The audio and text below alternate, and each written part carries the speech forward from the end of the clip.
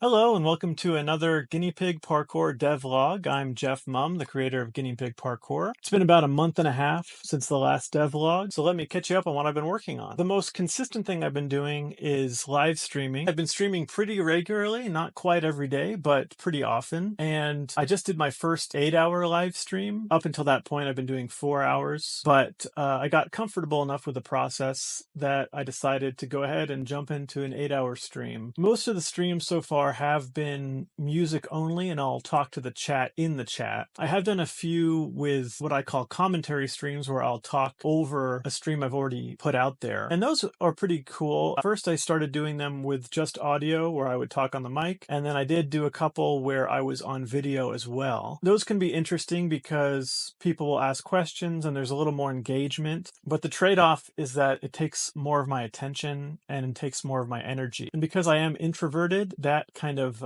social energy can really be draining. So it is a big trade-off. I know that if I was on camera all the time, I know my streams would probably do better, but what's more important to me is consistency. So for now, I just kind of I'll do a commentary stream when I feel up to it, but otherwise I don't mind just having the music only, even if it's more difficult to build that audience. Streaming has been interesting. It's always an interesting dynamic because you're aware of how many people are in the stream and you're also trying to get work done and you're trying to engage with the chat. So like I said, that's why I prefer mostly doing music only, so I don't have to exert too much energy away from what I'm actually working on. But you do have to develop sort of a mindset to say that it doesn't matter how many people are watching or how many people are interacting, because it's more important is the consistency of just streaming every day. But what I have noticed over this past month and a half is that there are people who consistently come back and watch the stream, and I do get regular engagement. I don't think it's the type of stream that's going to be huge, but I do think it's nice to have for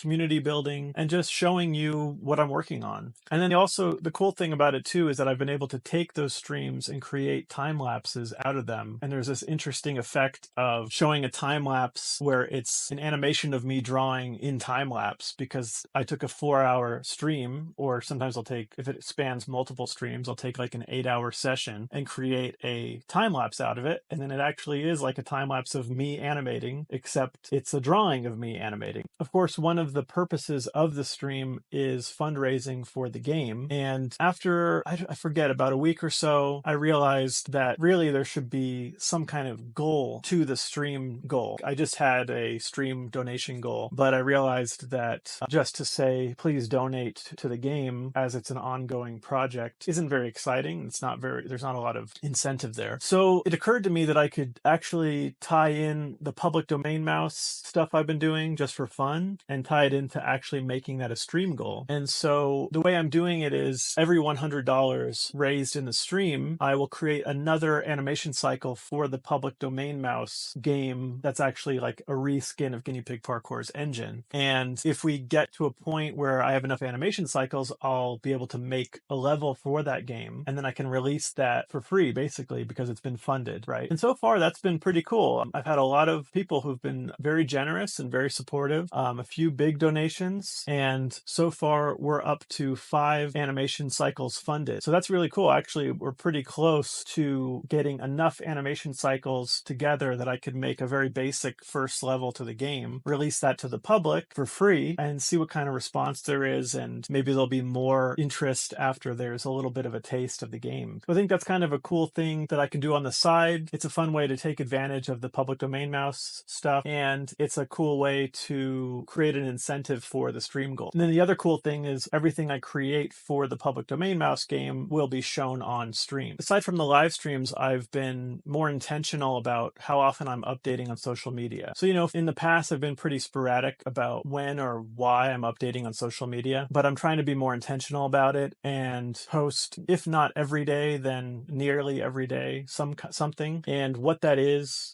fluid. It doesn't have to be directly related to the game, but it's tangentially related. One thing I started is what I called the animation breakdown, where I took the Joe's Idol animation and kind of went through my thought process behind creating it. And that did really well on YouTube. So I'll probably do more of those. And I've been doing time lapses and animation process videos. I've taken some stream clips and used those as social media posts. The thing that I'm coming to with social media is that it's really more about maintaining a presence as opposed to having like hit posts. And I think in the past, I developed a really negative mindset around social media where I was just trying to get hit posts. And part of that's just because of I accidentally hit the algorithm right with Twitter, Instagram, and TikTok at different times. And what that does to your mindset is you're sort of like chasing that high. And that's probably why they boost accounts for like a short period of time to like get you hooked into that cycle. But it's actually really discouraging because I'd rather have a slow build than a sudden spike and then drop off. And that's what happened with Twitter, Instagram, and TikTok, where it's like I had 1 or 2 months of like every post doing really well. And then suddenly it's just like, oh, never mind. And every post is now does what it does. It's not like hit posts. And that it was challenging at first to like accept, because it's weird to think, oh, I finally like broken through. I'm getting attention. People are paying attention. My posts are doing well. I'm making things people want to see. And then to suddenly have those same types of posts just perform 10 times, 100 times, sometimes less effectively. And, I do hear a lot about people saying the algorithms have changed and gotten worse for everyone, which I'm sure is true. But I do think part of it is just maybe accounts get boosted for a while and then I'm not sure, or I'm just, updated inconsistently, and who knows? There's so many factors that go into it. But I think the important thing is that I've shifted my mindset around it, where I realize the importance isn't getting hit posts, it's engaging with your community. And so what that looks like is just consistency and creating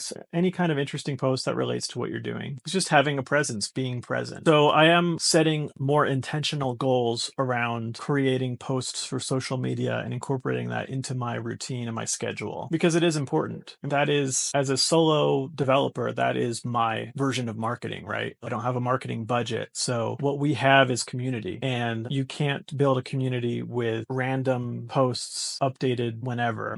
Some things can do that where it's like there's a mystery but I think you need to have a clearer game plan where it's like you're releasing something by a certain date. And because this is just an ongoing process for me as a solo developer, I don't have that luxury to know like this is when this is going to come out. So it's smarter for me to just stay engaged and let you in on the process and show you what I'm working on and how things are developing. Speaking of which, so yeah, what have I been doing on Guinea Pig Parkour itself? Basically, I've split my development into 2 categories that I think about. One is creating the demo in a linear way, and one is creating pieces that will be used in the demo. And part of that is for my interest to keep me engaged, because it can be difficult if you're just working in a linear way to always be 100% engaged. And if I'm not engaged, there's a risk of me not doing as much work. So that's one element. The other element is by working on different parts of the demo before I get there in a linear fashion, I'm able to show those on social media. And that's more exciting, obviously. It's kind of like, this is what's coming up. So as far as the linear part of it, I'm still finalizing that first room. And basically, the bugs have been worked out. And for the most part, that first room is done. So what I'm doing now is creating new icons for the UI. I had some placeholder icons, but I needed to create a completely new set of icons for any possible button on the controller, all the keyboard keys, because I'm going to allow the user to remap the buttons and keys. So I need to have every possible option as an icon. And at first, for the controller, I was going to do labeled icons like the A, B, X, Y buttons. But I think it is best practices now to use a visual instead of the letter, because the fact is, between the different consoles, the way those buttons are labeled is inconsistent and it's confusing.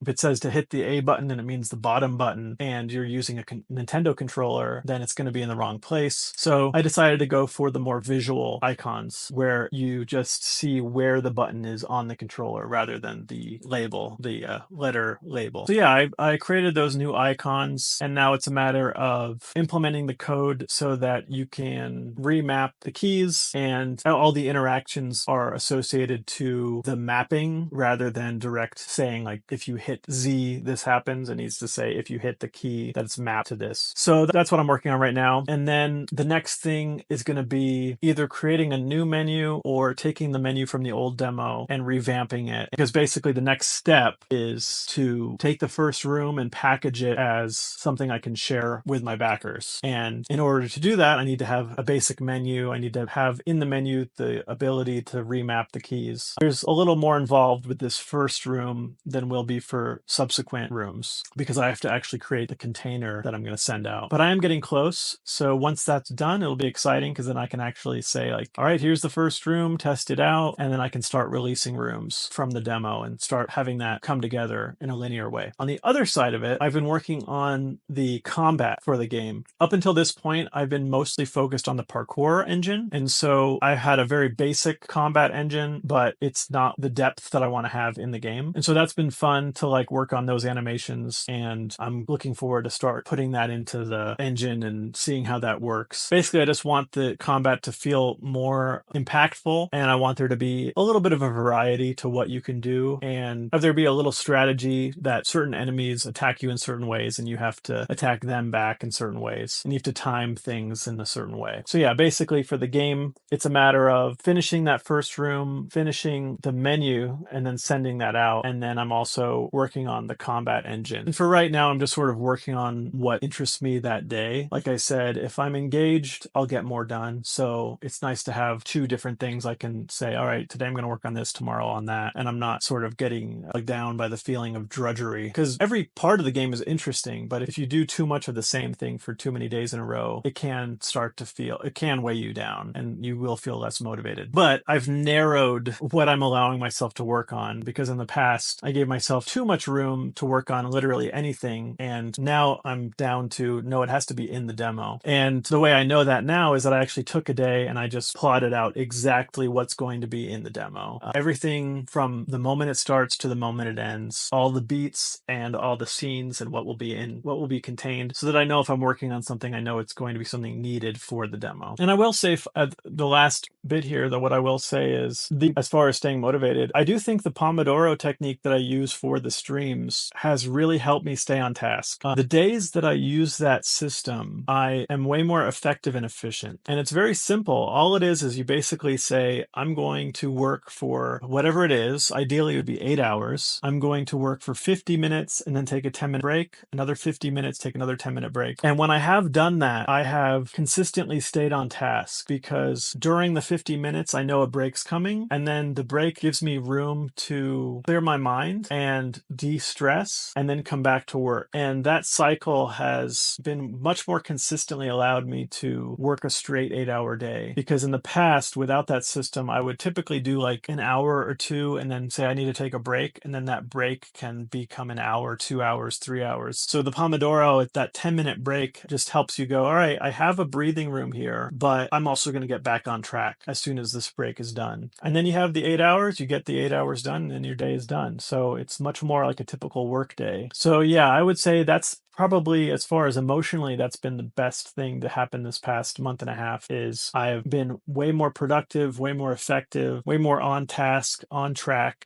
Like I said, I planned the whole demo out. I have structure to what I'm working on and when and why. And I'm just feeling very optimistic and very motivated and in tune with what I'm doing and why I'm doing it. So yeah, it's a very good period right now. Yeah, so thanks for watching. And please, if you haven't followed on Kickstarter, take a second to follow the upcoming Kickstarter campaign. You'll get notified when the demo is released, and it's also going to be when the pre-orders open for the Joe plushie. So yeah, please just take a second, follow on Kickstarter. We're trying to get up to 5,000 followers, and we have broken 1,500, so we're getting there. It's that was an exciting moment to say, hey, we hit 1,500 followers. So I think by the time the demo's released, we can get to that 5,000 follower mark. So please, yeah, just take a moment and follow on Kickstarter. And otherwise, I will see you next time.